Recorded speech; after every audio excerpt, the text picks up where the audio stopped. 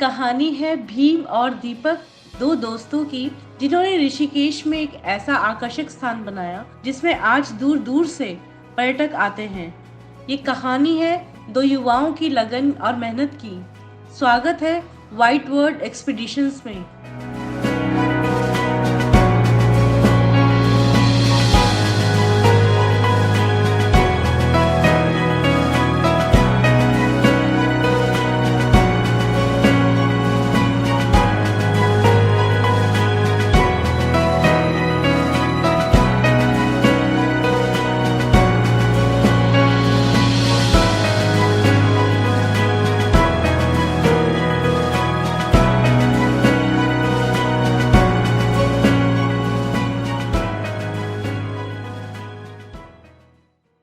मेरा जो एजुकेशन हुआ बेसिक से हम गांव में हुआ, तो जो हमारा बेसिक स्कूल था,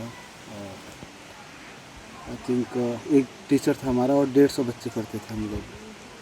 फिर मेरा वहाँ से आगे गए हम लोग, स्कूल हुआ मेरा 12th क्लास। जो हमारा डेली का रूटीन था 8 किलोमीटर। इंटर कॉलेज से किया आपने? इंटर कॉलेज तो कौन से इंटर कॉलेज से? राजकीय इंटर कॉलेज पावकी देवी के नाम से। फिर डेली हमारा रूटीन 24 किलोमीटर के आसपास या 16 किलोमीटर के आसपास था। आना जाना? आना जाना, सुबह रोटी खाना, फिर शाम को खाना घर पे। तो उस टाइम पॉकेट मनी भी नहीं मिलती थी, कुछ नहीं।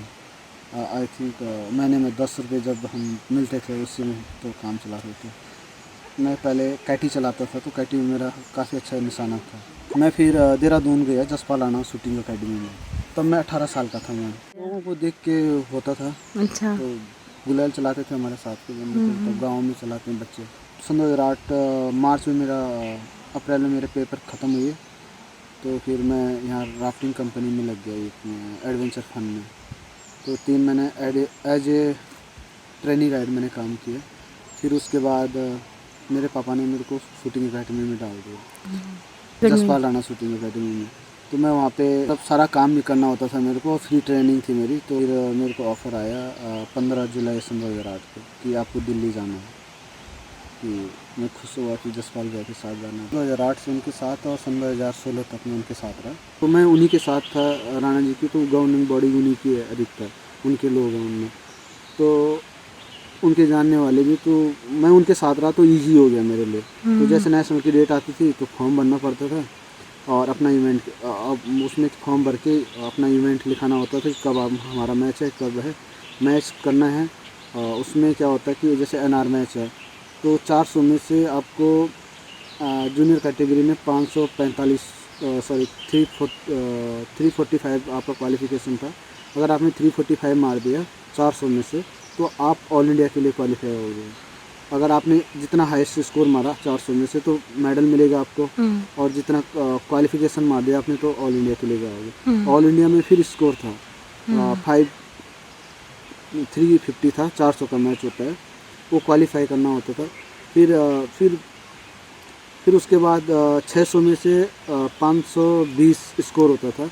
अगर आपने 520 मार दिया तो आप मतलब अगले साल के लिए नेशनल में क्वालिफाई हो गए। अच्छा। तो 2 साल आप अगर एक साल मिस भी करते तो अगले साल आप डायरेक्ट नेशनल खेल सकते। कोई स्टेट खेलने की ज़रूरत नहीं, ऑल इंडिया खेलने की ज़रूरत नहीं, आप डायरेक्ट नेशनल की तैयारी करो, ट्रायल की तैयारी। सन 2000 नेशनल भी खेला, फिर 9 भी खेला, 10 भी खेला, 11 दूसरा फिर मैं नेशनल क्वालिफाई हुआ, तीसरा भी हुआ, फिर चौथा भी हुआ, 5वां भी हुआ। जब प्रैक्टिस ज़्यादा की तो मेरा शोल्डर वो हो गया, ऑपरेशन करना पड़ेगा और एंकल डालना पड़ेगा। तो मैंने अपने दोस्तों से बताया कि अपने कोच से बात की, फ्रेंड सर्कल में बात की, तो उन्होंने बोला कि अभी तेरी उम्र 22-23 साल है और क्या करेगा तो कैसे होगा।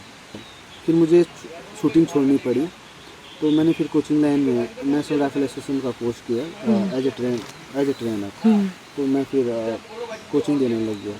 गुरु एजुकेशन पब्लिक ईस्ट पंजाबी बाग दिल्ली में मैंने कोचिंग स्टार्ट की थी। फर्स्ट करियर था मेरा, जो जॉब किया मैंने। तो मेरी सैलरी 15,000 थी और मैंने कोई ट्रायल नहीं था मेरा, कोई चीज़ था। फिर मैंने गुरु एजुकेशन पब्लिक स्कूल प्रताप बाग में किया।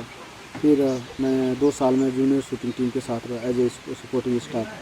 फिर मैं लास्ट 14 में मैंने मानव रचना इंटरनेशनल यूनिवर्सिटी ज्वाइन की और 16 मार्च को मैंने वहाँ से रिजाइन दे दिया। तब तक मेरे कज़न थे यहाँ पे भीम भाई, उन्होंने ऑफ़र किया मेरे को कि यार मैंने कंपनी बनाई व्हाइट वर्ल्ड एक्सपीडिशन नाम से। तो उन्होंने मेरे को बताया कि आप इंटरेस्ट हो, तो मैंने बोला ठीक है, हाँ मैं करता हूँ। तो मैं तब हम जो मेरी कमाई थी, मैंने आई थिंक 4 साल काम किया होगा, 4 से 5, तो मैंने अच्छा खासा पैसा बचा दिया था अपना, 14-15 लाख के आसपास। और जो मेरा एक दोस्त था तो मेरे को ये बोलता था कि दीपक, अगर आपको 2000 मिल रहा है तो इसी में आप अपना मोबाइल भी कर रहे हो, कपड़े भी ले रहे हो और अपना खर्चा भी कर रहे हो, तो इसी ज़िंदगी में आगे करके यही करना है। तो मैंने वो फॉलो किया है। तो मैं कभी भी अपनी जो मेरा सैलरी पैसा होता है तो मैं उसको कभी नहीं छेड़ता। अगर मैं अदर पैसा जिसको मैं पर्सनल कोचिंग देता हूँ तो उसको मैं खर्च लेता हूँ, बाकी मैं नहीं किया मैंने, क्योंकि मुझे आगे बढ़ना था। तो मेरे को पहले से ही इसमें इंटरेस्ट था। फिर हमने पहले यहाँ लोकेशन ढूंढी कैंप की, कौन की लोकेशन, फिर बजट बनाया। बजट में पता चला कि 10-12 लाख रुपये खर्चा होगा, तो कोई 14-15 लाख मेरे पास थे। तो हमने जब काम स्टार्ट किया तो पता चला यहाँ पैसों के बहुत ज़्यादा लग गए हमारे। आई थिंक कि हमारे 70 पार हो गया था। तो मेरे टर्म्स ऐसे थे कि जिनको मैं जानता, जिनके साथ में रहा, जसपाल भैया के साथ और मेरे लवकरण भैया हैं, जिनके साथ में 4-5 साल रहा, बट उनको इतना ट्रस्ट हो गया था कि अपना काम खोल रहा था। मैं उनसे पैसे निकाले, किसी से 2 लाख, किसी 1 लाख। फिर मैं वहाँ, मेरा ये था कि मुझे यही करना है, मेरे को यही जाना है इस फील्ड में। तो मैं आखिरकार भीम भाई ने मेरे को ऑफ़र किया, तो मैं आ गया। अपनी एडवेंचर कंपनी में आपको बुला रहा है, तो जो रजिस्टर्ड कंपनी है उसको आपको बराबर का पार्टनर दे रहा है, तो बहुत बड़ी बात है। एक टाइम ऐसा भी था कि हम दोनों के पास जेब में पैसे नहीं थे घर जाने के लिए, और हमने गाड़ी खड़ी की अपने ऑफिस में, हम पैदल गए उस टाइम। तो वो मेरा लाइफ का सबसे बेड टाइम था। हमारे पास इतनी बड़ी टीम नहीं है, बट ये कंपनी बहुत छोटी है, बट नाम काफ़ी बड़ा हो गया, मतलब इंटरनेशनल में काफ़ी हो गया। आज की डेट में हमें अमेरिका से, जर्मनी से और काफ़ी लोगों का जॉब के लिए अप्लाई आता है, मेल आती है। जैसे कोई बाहर के लोग आते हैं तो रूरल विलेज हो गया, और जैसे हमारे यहाँ पे गुफाएँ हैं, 2-3 वशिष्ठ गुफा है, लोयल केव है, तो बता देते हैं हमको यहाँ पे लोयल केव है। जैसे यहाँ पे गांव है, गांव में ले जाना बाहर के लोगों को, और जैसे शादी हो रही गांव में, शादी में ले गए, काफ़ी चीज़ करते हैं हम लोग यहाँ पे।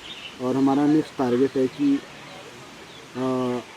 दिल्ली, आगरा, आपका ये हिमाचल, लद्दाख और ये उत्तराखंड, ये सारा कवर करना है हमने।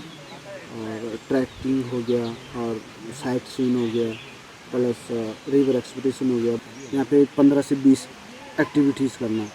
तो अभी हमारे यहाँ पे बर्मा ब्रिज था, ये हमने इसके लॉकडाउन की वजह से बंद कर दिया। जिप लाइन की तैयारी थी, फट्टा वॉक का है, मतलब काफ़ी एक्टिविटीज़ का था। यहाँ पे हम लोग मड बाथ भी कराते हैं, राफ्टिंग भी है, कैंप भी है, प्लस ट्रैक भी है। राफ्टिंग हम एक दिन वाले भी कराते हैं, फुल डे 35 किलोमीटर, फिर 26 किलोमीटर हाफ डे राफ्टिंग, फिर 16 किलोमीटर, फिर 12 किलोमीटर, 9 किलोमीटर। तो उसके अलग अलग रेट अलग अलग रेट कैटेगराइज किया हुआ है। और उसके साथ हम लोग क्या करते हैं, एक प्रोफेशनल शिपकीपर और एक गाइड, 2 लोग जाते हैं कंपलसरी। आपने हायर किया हुआ है? नहीं, हमारी टीम है, हमारे पास सारा सुविधा है यहाँ पे। एक्टिविटीज़ बहुत है। तो ये आपने जैसे ये रोप बनाया हुआ है, ये क्या है? ये बर्मा ब्रिज है मैम। तो ये भी एक्टिव नहीं है? हाँ, ये अभी बंद किया हुआ मैम, बट एक्टिव था ये। और सामने जो फेस है, यहाँ पे हम रॉक क्लाइंबिंग कराते थे, और इधर जिप लाइन था, जिप लाइन है अपनी।